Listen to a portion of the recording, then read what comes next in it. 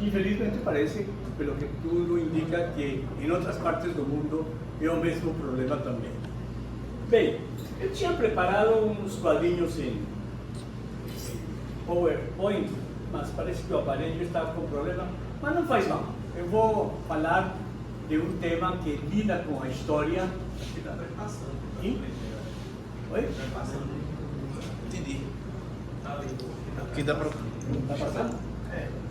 Passando pela Sim, é porque ele não vai ver, né? Ele vai vendo aí. Bem, Vai ver. eu Na vou verdade... vou ler um pouco e vou ir explanando os temas fundamentais. Vou ler a parte inicial que preparei especialmente para desenvolver as ideias gerais que vou trabalhar e depois vou me detendo nos itens da minha exposição.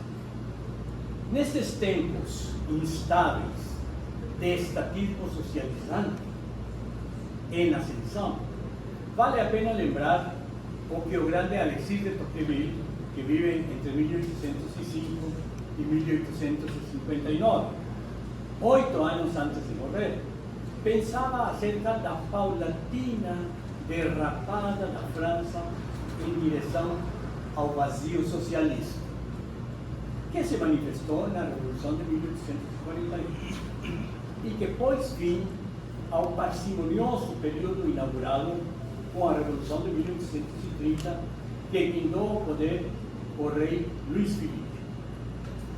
A França de 1830 teve de pagar um alto preço histórico pela Revolução, o terror, o consulado, a aventura imperial de Napoleão Bonaparte e a volta dos Bourbons ao poder. Tudo isso entre 1789 e 1814. O historiador Jean-Louis Bourri destaca o tamanho dos males que sofreu o país com tanta agitação. No interior dos seus limites, diz este historiador, reduzidos e supervigiados, vive um povo de aproximadamente 32 milhões de almas. 2 milhões a mais do que na véspera da Revolução. Mas quanto vazio causado pela desaparição de 530 mil homens das classes ativas, calculadas entre 23 e 44 anos. Em sangue, no sentido exato, é o preço que custou à França a epopeia. Essas epopeias revolucionárias e socialistas são caras. Conseguir os computadores, só pode utilizar aqui, eu vou pegar o computador ali e o pessoal pode ver aqui. Tá bom? Bem, então o ponto de partida é que a Revolução de 1848, a qual Tocqueville assiste,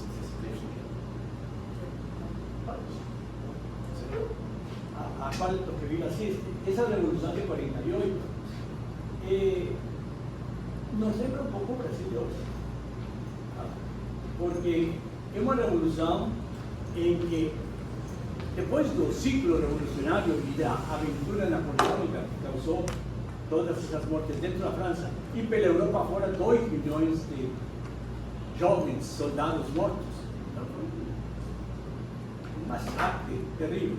Tudo isso conduziu a um problema de pobreza e de dificuldades econômicas crescentes.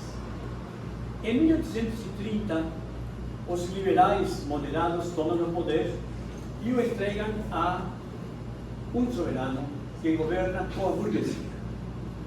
Se chamava Luís Filipe. Essa governança de Luís Filipe vai entre 1830 e 1848. O que aconteceu nesse período? O primeiro-ministro é um filósofo, um grande teórico dos filósofos doutrinários, um liberal conservador. Este liberal conservador diz, bem, vamos restabelecer a ordem da França. Quem passou a governar é a classe média, após todos esses movimentos revolucionários. Então, do seio da classe média, diz, eu vou tirar uma elite dirigente que vai cuidar da paz interna e da estabilidade. Observem que é uma governança feita a partir de uma classe, a classe média, que tem como finalidade evitar a revolução e manter a paz com o exterior. Essa é a grande proposta do liberal conservador Guizot. Conquista de liberdade para quem?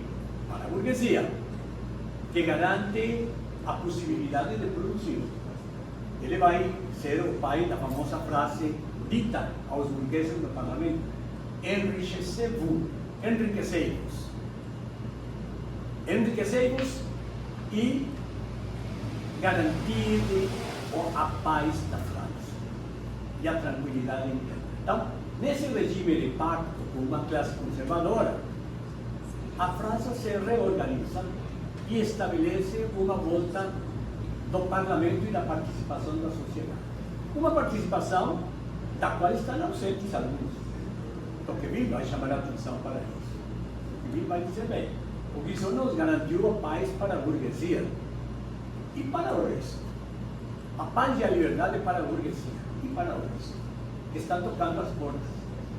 Não. Então, Tocqueville, nunca vamos ter paz nem tranquilidade se não chamarmos todos os franceses a participar. Essa é a grande tese de Tocqueville. A Revolução de 30 é uma revolução feita para uma classe, em função dos interesses egoístas de uma classe, mas não em função de todos os habitantes do país. Por aí podemos ver que é uma França que se assemelha muito ao Brasil de hoje, porque segundo as estatísticas do Meio da Pena, a nossa classe dirigente burocrática que se enriquece sem limite, hoje, mal contado, seria de 10 milhões de pessoas, com os grandes gestores do Estado patrimonial e as suas famílias. Evidente que há uma elite econômica, mas essa elite econômica tem pouco peso na hora da tomada das decisões. Os que se beneficiam são esses rebentos que chegam à alta burocracia do Estado patrimonial. Então, o Tocqueville, ele diz: bem, nós não podemos dizer que vamos partir desde zero, temos que partir do que temos aqui. A política é a arte do possível. Então vamos tentar, a partir dessa limitação dos, diríamos, da burocracia, dessa burocracia que é corrupta, no entanto, a partir daí temos que organizar a casa. Um pouco como se diz em linguagem popular, vamos ter que trocar a roda com o carro em movimento. Essa é a imagem que nos passa esse Tocqueville de 1848. A essência da obra de Tocqueville, Lembranças, Souvenirs, de 1848, é essa. O narrador tem uma única preocupação: o seu compromisso cidadão, não apenas com a burguesia, mas com todas as gerações vindouras. Seriamente doente, Tocqueville vê que os seus dias se aproximam do fim. Ele escreve Lembranças de 1848 entre 1850 e 1851, ou seja, 9 anos antes de morrer. Ele vai morrer em 1859. Então, diríamos, seria o Canto do Cisne, a obra que ele gostaria de deixar como lembrança. Decide então, como se diz na linguagem coloquial, chutar o pau da barraca e dizer o que ele tem rasgado na garganta, porque não podia dizer tudo, porque ele era deputado e tinha sido ministro de Estado. Um dado curioso: Tocqueville vê que acaba o regime corrupto dos Bourbons e que esse regime corrupto dos Bourbons é substituído por esse outro regime da monarquia de Julho, que vai centrar toda a sua finalidade de governo em garantir o bem-estar de uma única classe, a burguesia. Então ele diz: vai ocorrer alguma desgraça se a gente não se engaja para olhar para todos os franceses. Então ele decide escrever esses pensamentos, essas lembranças de 1848 para não publicar. Ele diz que preciso fazer uma checagem, umas contas finais comigo mesmo. Então ele escreve sem sentido. É como se nos dissesse, olha, amanhã você vai morrer. Tome uma folha e escreva o que você deve entender. Todo mundo desse Paulo, nosso ministro Alexandre, diz que o Brasil não tem democracia, todas essas coisas que estão enganadas e que não dizemos. Então, é o que o Tocqueville vai fazer nessa hora. Ele, portanto, vai descrever a política francesa como ele a vê, sem subterfúgios nem temores. Tocqueville inspira-se num livrinho de Jean-Jacques Rousseau, que era muito comum na época. Lembranças do caminhante solitário. Reverie de Rousseau, Lembranças do caminhante solitário. Ele vai se inspirar aí. Mas se inspira parcialmente. Por quê? Porque Rousseau sabe que vai morrer, sai do quadro sem ter conseguido fazer nada, nem pela sua família, nem pela França. Sua família teve 5 filhos que abandonou ao longo da vida. E ele tinha pesadelos horríveis com os filhos e a mãe dos filhos perseguindo ele. Vai se refugiar na casa de David Hume, lá perto de Glasgow. E David Hume era um espírito bonachão. Lhe oferece um bom whisky escocês, ele toma um porre e termina dizendo: o causante de todas essas desgraças é você que me embebedou. E sai da casa do seu querido amigo. Aí eu diz: olha, lamento meu amigo, mas é maluco. É maluco, eu não tenho nada a fazer. Meu, o triunfo da classe média na Revolução de Julho de 1830 junta, portanto, os franceses ao redor da burguesia e diz nos seus discursos: burgueses da França unidos e enriquecidos. Uma coisa interessante, porque isso que o Guizot diz, depois os estudiosos da obra de Marx se dedicaram a ver de onde Marx tinha tirado esse princípio proletários do mundo unidos. E um historiador russo diz: não, um sociólogo conservador francês do século XIX, o pai da frase. Então, portanto, Marx, o jovem Marx, se inspira num sociólogo francês liberal conservador, François Guizot. No curso de História da Civilização da Europa, ele pronuncia essa frase e nos seus discursos no parlamento também. François Guizot vive entre 1784 e 1864, portanto, na passagem do século XVIII para o século XIX. Assiste a todas as desgraceiras da Revolução Francesa, todos esses ensaios do regime napoleônico, a tumultuada monarquia da família real tradicional, dos Bourbons. Então, ele assiste a todos os filmes. A política, como pura sucessão de fatos, não interessa. Ele é, antes de mais nada, um sociólogo. É um sociólogo. Ele quer ver como que as ações da sociedade se traduzem em atos políticos. E qual é a relação que há entre esses valores e essas grandes preocupações da sociedade que se traduzem no palco da ação política. Mas ele não é um politólogo, diria. Ele é um homem que quer, como Montesquieu, ver qual é a andamiagem interna da ação social. É isso que Tocqueville quer. Política, tudo interessado pouco a pouco, mais preocupado em encontrar os elos de ligação entre a riqueza e a sociedade. Na França, diz Tocqueville, um governo erra ao tomar como único ponto de apoio os interesses exclusivos e as paixões egoístas de apenas uma classe. Há um erro político quando você governa em função de uma classe constituída ou pelos áulicos no poder, ou por uma classe no sentido estrito da palavra, com interesses econômicos terminado, que é o caso da França de 1848, ou em função simplesmente dos interesses familiares, como tradicionalmente os patrimonialismos latino-americanos nos mostram. Nós sabemos que, dizia o saudoso sociólogo Alain Touraine, se dedicou a estudar a dinâmica das sociedades na América Latina. Dizia, a América Latina é constituída por muitos governos que se consideram mais ou menos fortes, mais de esquerda, mais de direita, mas consideram que a solução é uma solução que vem do patriarca que impõe a sua vontade, um governo forte. Mas entre todos esses países, há um que estabeleceu um jeito de governar e institucionalizou isso no segundo reinado, com o poder moderado. É o Brasil.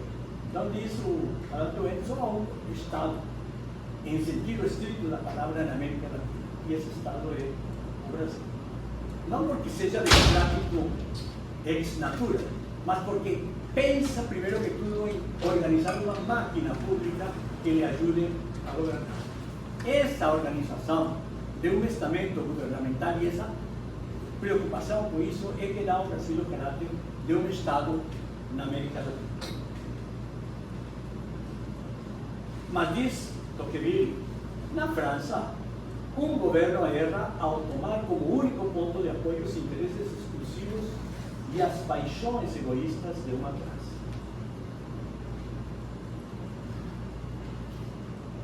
O que mais nos diz Tocqueville nesta sua obra, nesta sua abordagem na política francesa nos seus souvenirs?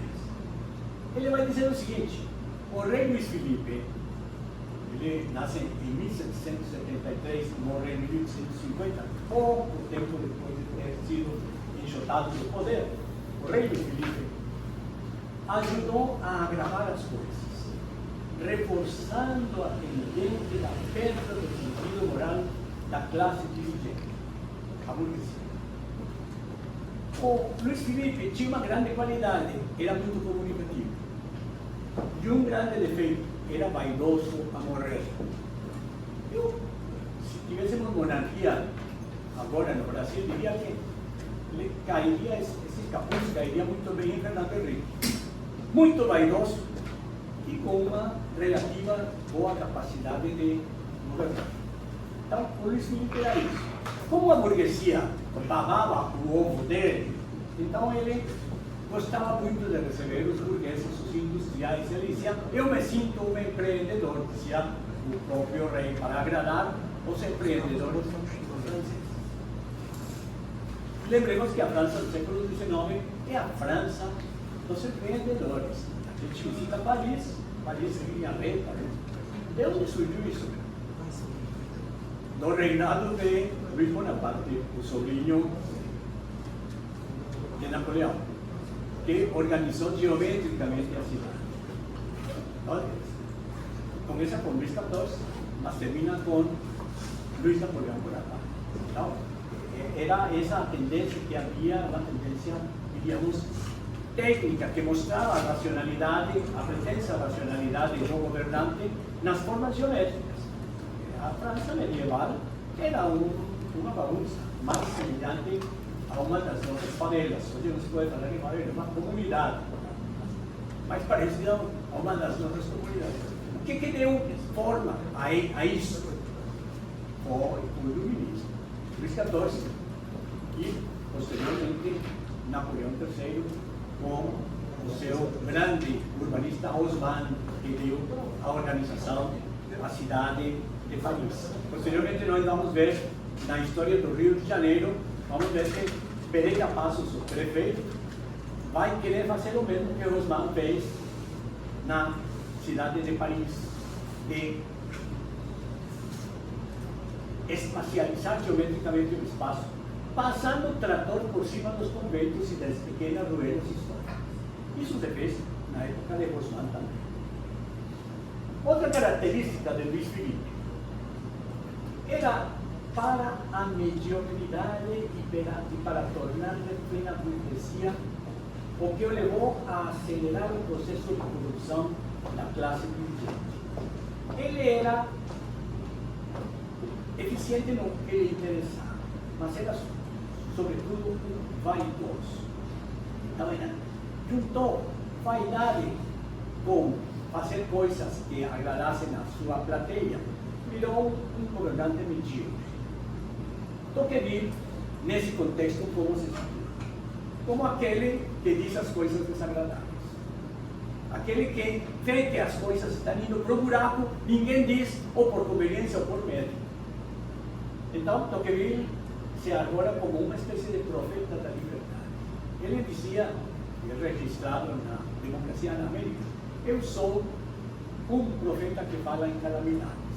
Ou abram os olhos, porque vocês saíram do despotismo, mas estão indo para o despotismo. Essa é a grande alerta de Tocqueville. Profeta da liberdade, não sei o quê. Somente, diz Tocqueville, poderemos ser livres se lutarmos corajosamente contra os que pretendem comprar a nossa faculdade de ir e vir, de pensar, de falar, de escrever e de decidir.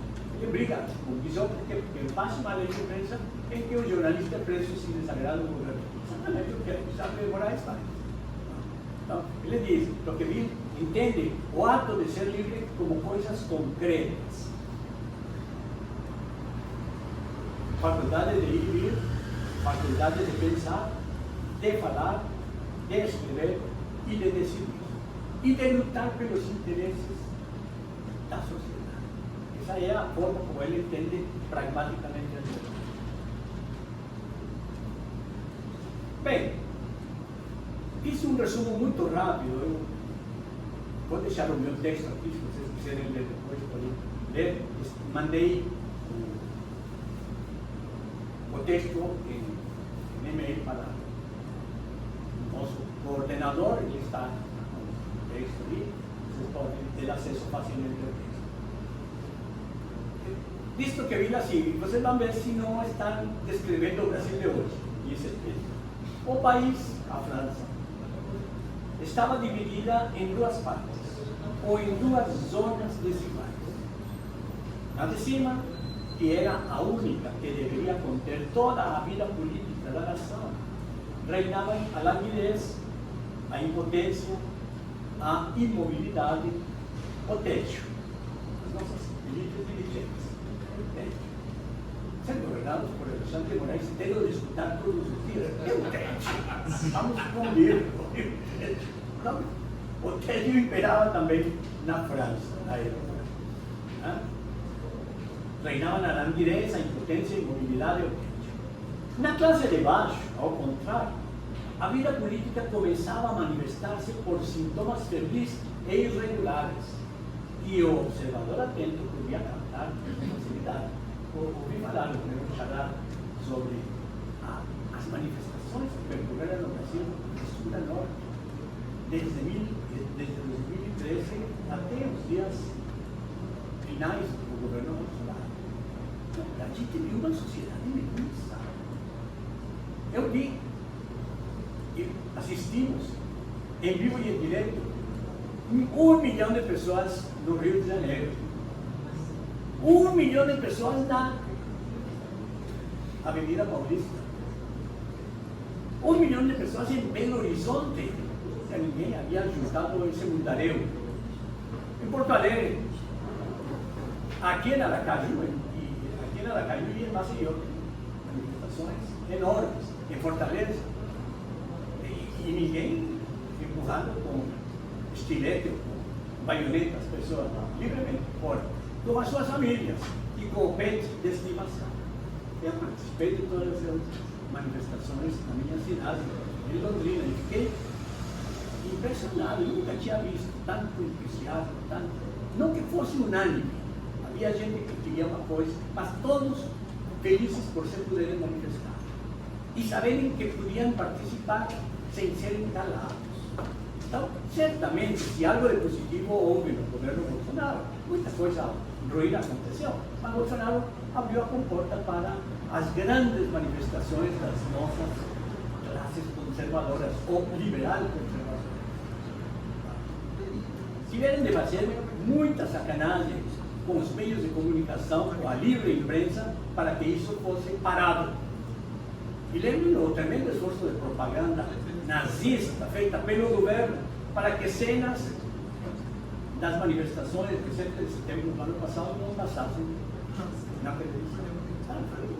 Um processo de organização, da repressão e da amedrontamento da sociedade brasileira, o que vimos acontecer. Então foi um processo realmente que merece todos os adjetivos cruéis e negativos em relação a isso. Bem, na classe de baixo, ao contrário, a vida política começava a manifestar-se por sintomas felizes e irregulares, que o observador atento podia captar com facilidade. Nós captamos essa facilidade. Não precisava de muita razão. Disso, Tocqueville, eu sentia a inquietude nascer e crescer pouco a pouco em meu espírito. De ver o quê? De ver que as autoridades não enxergavam para isso. E que isso estava acontecendo no seio da sociedade. Me fala. 10 minutos? Tá, 10 minutos. Então, o Tocqueville se aproxima muito de nós. Esse sentimento, eu sentia uma inquietude de nascer e crescer pouco a pouco em meu espírito. E o que a gente sentiu entre 1º de janeiro e hoje, sentimento ruim, não conta. Sentimento ruim. Faz mal ao coração. Quanta gente já teve problemas cardíacos por causa disso, problemas de depressão, né? Muito bem. Vamos em frente. Queria falar 3 conclusões para o Brasil. De toda essa arrazoada, convido vocês que leiam o livro Lembranças de 1848 de Tocqueville. Vale a pena. É um livro muito bem escrito, bonito, em que você sente a alma de Tocqueville pulsar livremente. Ele tinha sido recentemente ministro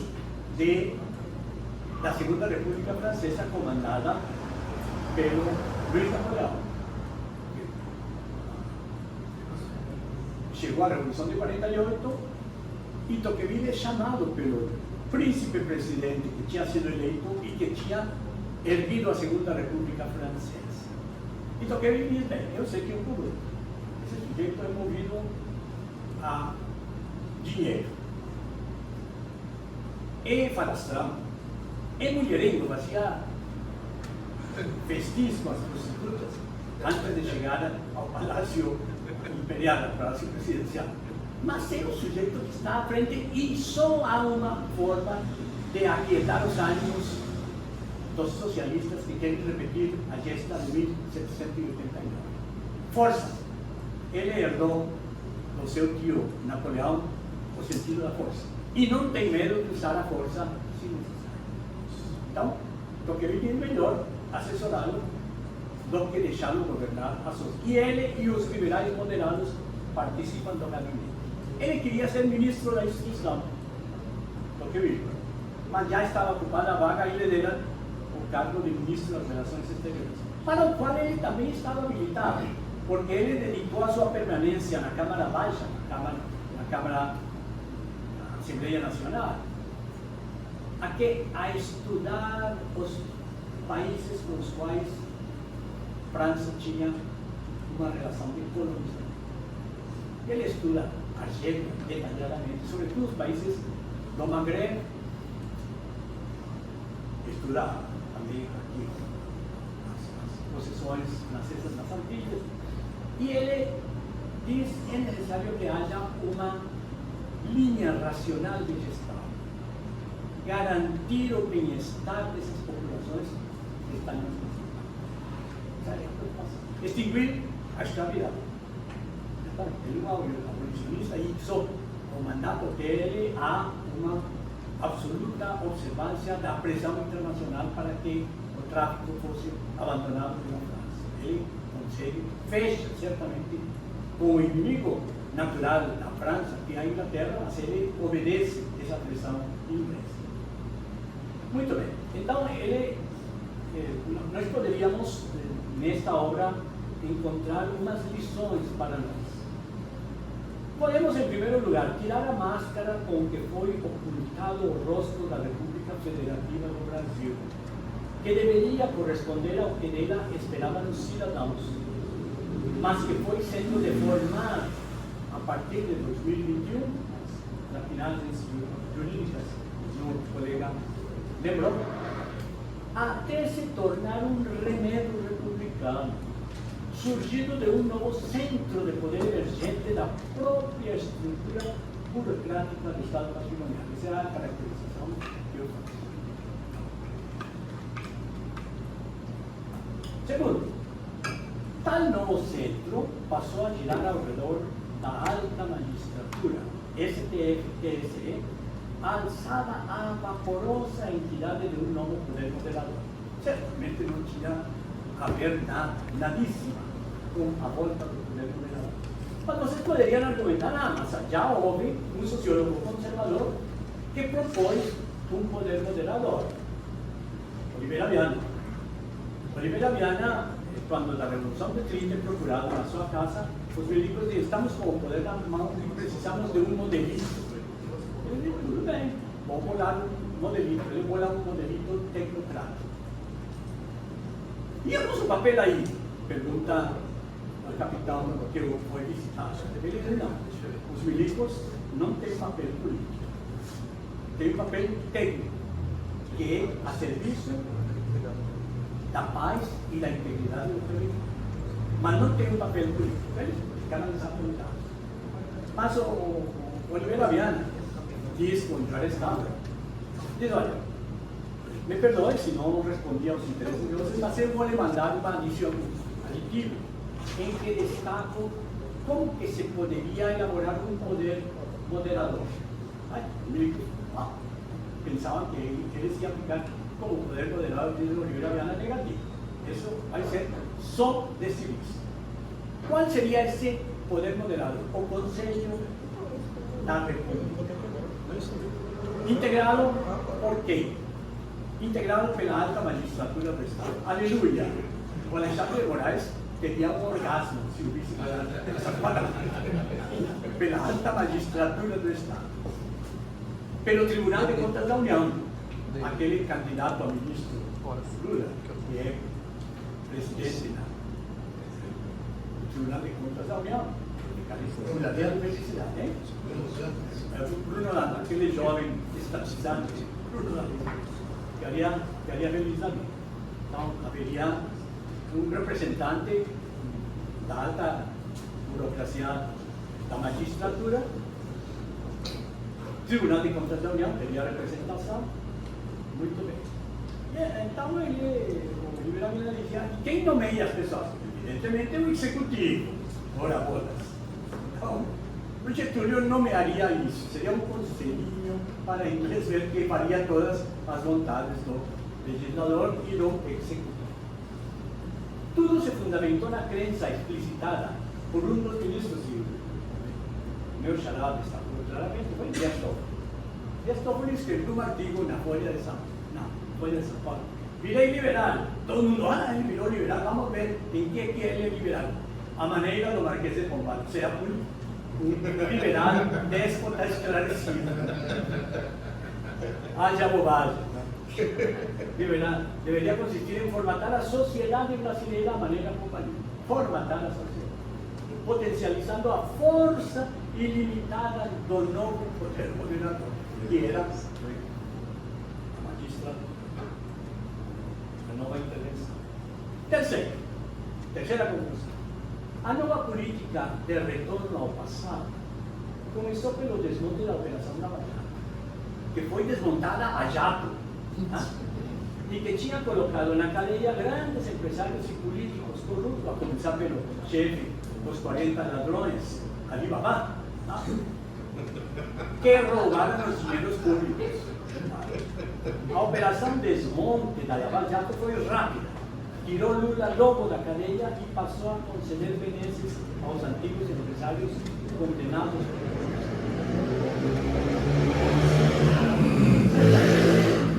Foi um golpe. Os juristas dão 3 voltas para isso. exatamente, e golpe de Estado, escancarado, golpe de Estado. Me chamaram lá, Brasil paralelo, o senhor que acha? Foi um golpe de Estado, sem vergonha, uma coisa horrorosa. O Brasil nunca tinha tido uma vergonha de ir a partir de um ditador explícito. Este país não tinha nada. E hoje estamos nas mãos dele. Nunca vão publicar esse documento.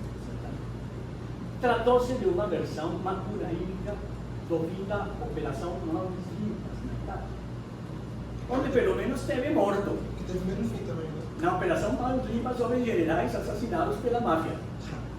Aqui temos os cidadãos sendo compelidos e quase assassinados Caiu aqui, tá? pelos. Teve a avião do Terrorista Vasco. Oi? Teve a morte misteriosa do Terrorista Vasco também. Pois é. Tem muita coisa. As mortes, deveria ser escrito, as mortes não explicadas. Tem mortes não explicadas. Muito bem. Essas seriam as coisas fundamentais. E, enfim, aqui, se me fizerem a honra de ler o meu texto, vão encontrar muita coisa. Querendo algum subsídio, podem me mandar e-mail que eu responderei com muito carinho aos que me pedirem esclarecimento. Muito obrigado e espero não ter que prestar esclarecimento ao nosso imperador. Tomara que não.